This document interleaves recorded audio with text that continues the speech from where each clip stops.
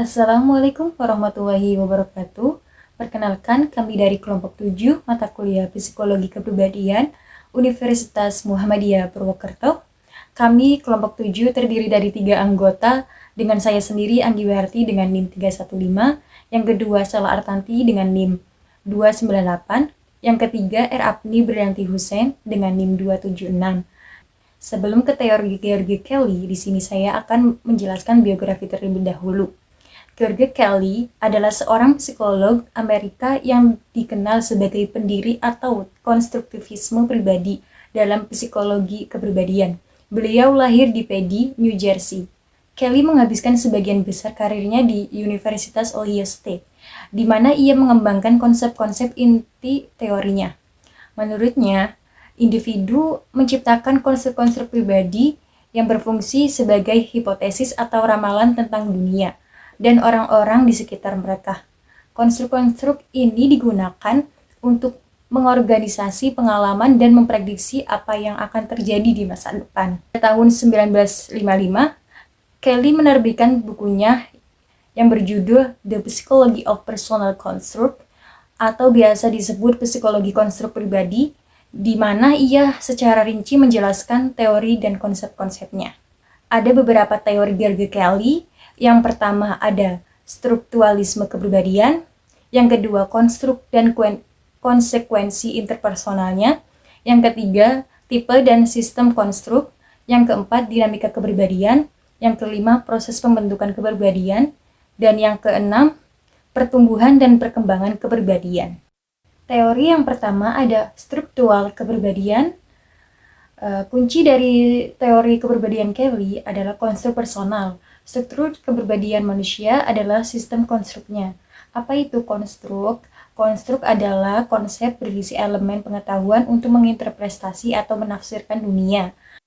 Konstruk dapat dikategorikan ke dalam cara yang bervariasi, yaitu pertama core atau inti, kedua peripheral, pinggir ataupun luar, yang ketiga permeable, dapat ditembus atau terbuka, yang keempat impermeable, tak tembus atau tertutup, yang kelima tight, rapat ataupun erat, yang keenam loose, longgar, yang ketujuh verbal, konstruk yang mempunyai simbol kata yang konsisten, yang ke-8 preverbal, konstruk yang belum mempunyai simbol kata yang konsisten.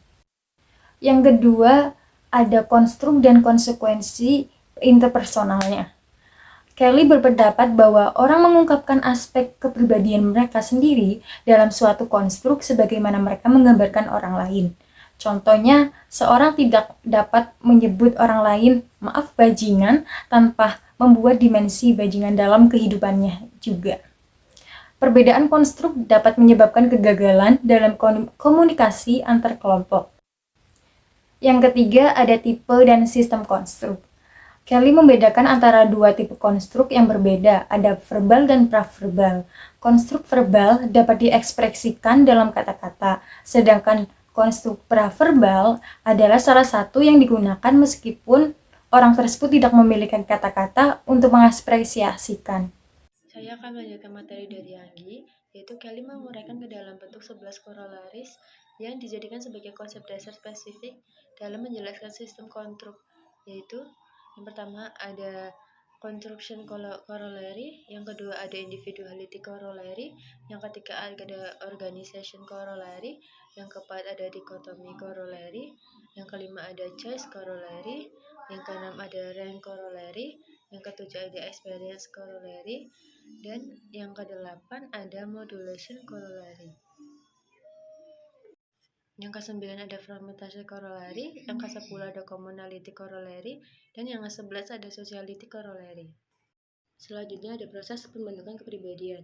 Individu mengobservasi peristiwa berdasarkan persamaan dan perbedaannya, lalu mengembangkan menjadi konstruk. Individu memilih tingkah laku tertentu karena percaya bahwa pilihannya adalah kesempatan yang paling baik untuk mengantisipasi masa depan. Dalam menjelaskan proses ini, Kelly mengajukan model Chi-Min-Pip-Ming-Chi atau Cycle Circus Metropolitan Preemption Control Cycle. Selanjutnya ada pertumbuhan dan perkembangan kepribadian. Kelly menekankan perkembangan konsep praverbal pada masa bayi dan intervensi budaya karena mencakup proses harapan yang dipelajari. Seorang dengan kelompok budaya yang sama akan berbagai cara yang sama dalam menafsirkan kejadian dan membuat harapan perilaku. Yang terakhir ada penutup. Perspektif kognitif tentang kepribadian menekankan pengaruh dari proses intelektual dan berpikir terhadap manusia.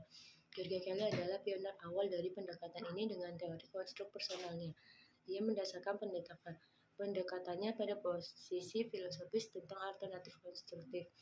Kelly membandingkan orang dengan ilmuwan yang secara konsisten memunculkan hipotesis uji tentang hakikat dari segala sesuai sehingga ramalah yang tepat tentang peristiwa masa depan bisa dilakukan. Kelly yakin bahwa orang memahami dunianya melalui pola-pola yang transparan yang dinamakan konstruk. Terima kasih.